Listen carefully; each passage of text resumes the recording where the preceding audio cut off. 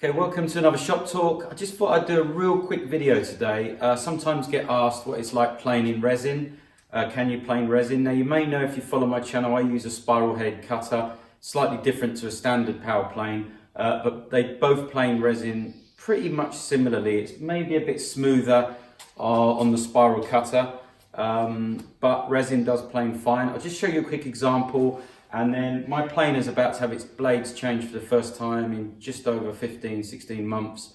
So the next time I process some resin, I'll do a quick follow-up just to show you the difference of brand new blades. This is at a pretty hard time with very wide boards, hardwood boards, lots of resin. So I expect the results to be even better with some new blades. So let's have a look at this and I'll do a follow-up once I've changed the blades with some resin the next time I process some. This is my planer on high speed. It looks absolutely fantastic on wood. As you can see, there's a few marks, but it's not bad. That's on flat out, which is 1600 mil a minute, I think that is. And then this is what you get. Now on the slowest speed,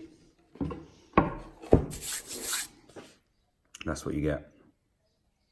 The wood is absolutely fantastic. It's almost like you've done it with a hand plane. This really feels nice. It's very shiny, unlike when you sand it. But this needs to be sanded because of the resin anyway. But just wanted to show you really the difference on the speeds people have asked in the past. So you can see the results, they're quite interesting. It's a very good finish on the spiral head cutter, but I was getting equally good finishes on my old charm wood with the straight cutter blades. So I hope you found that interesting. Thanks so much for watching as always. I'll see you on the next one.